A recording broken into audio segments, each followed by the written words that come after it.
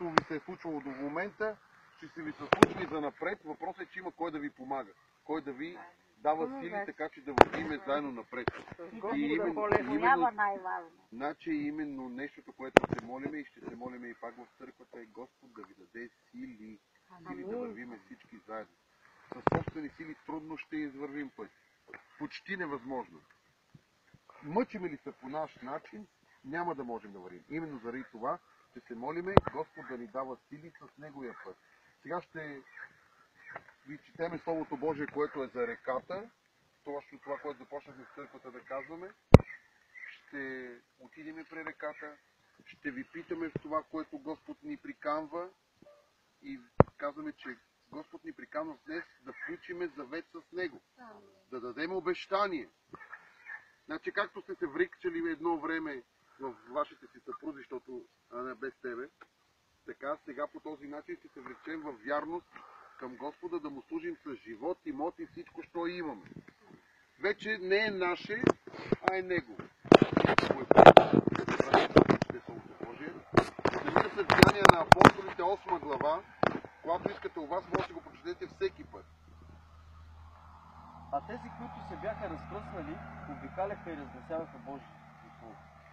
Така Филип слезе в града Самария и им проповядваше Христос, и множествата еднодушно внимаваха в това. Ангел от Господа говори на Филип: стани и тръгни на юг по пътя, който слиза от Ерусалим през пустинята за Газа. И той стана и отиде. И ето човек от Антиопия, евнух, Веломоша, за етиопската царица Кандакия, който беше поставен на цялото и съкровище. И бе дошъл в Ерусалим да се поклони. Навръщане седеше в колесницата си и четеше книгата на пророк Исаия. А духът каза на Филип: приближи се и придружи тази колесница.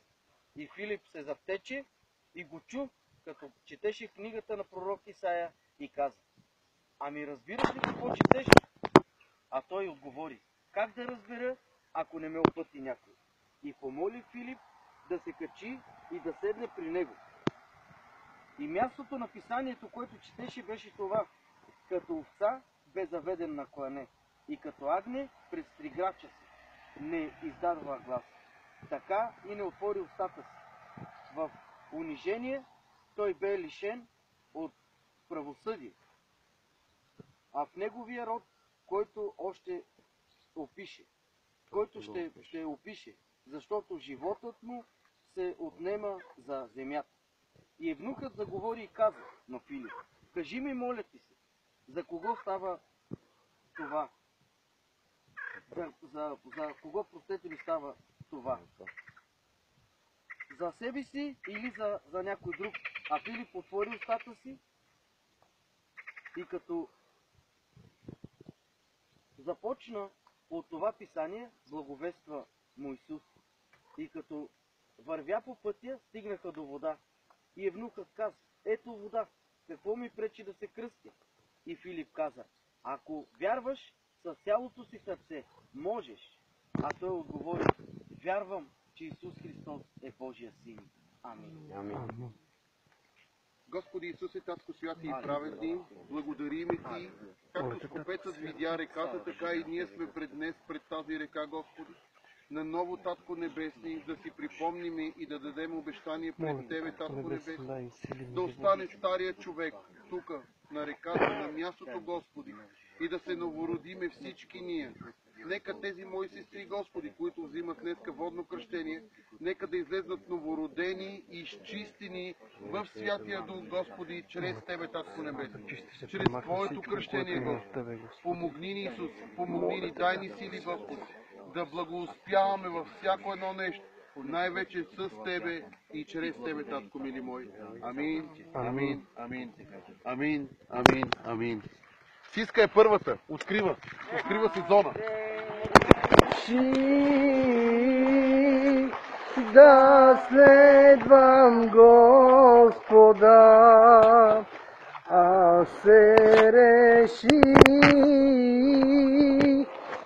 да следвам Господа, ни да назад гледа назад.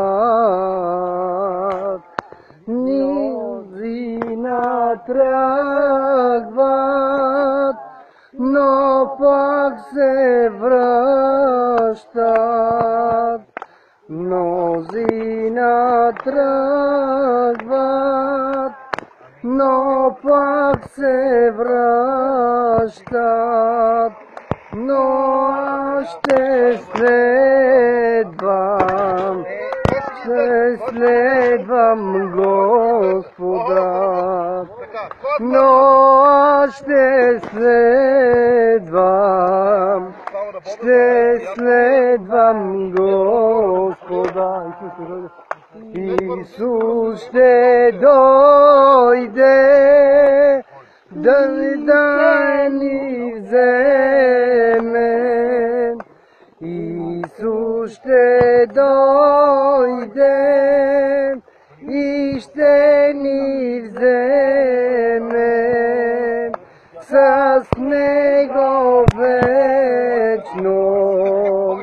вечно на небе. С Него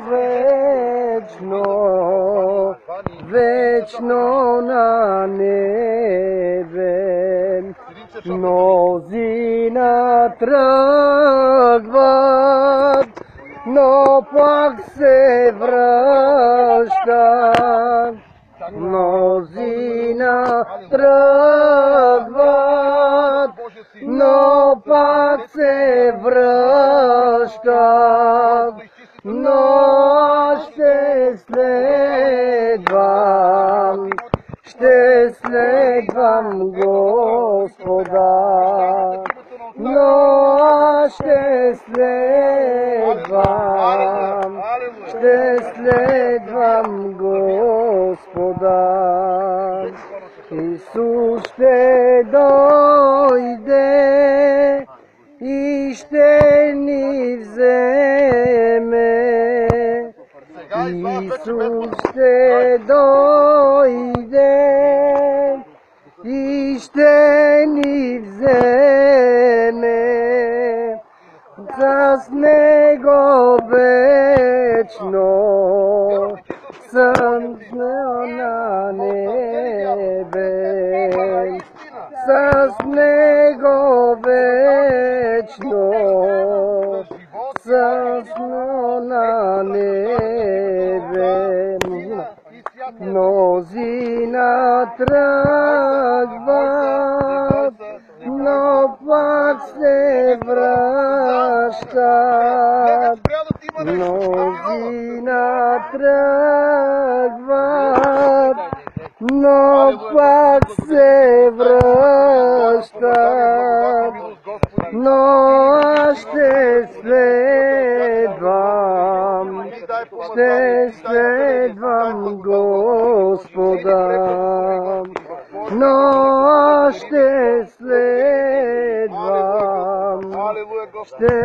следвам Господа.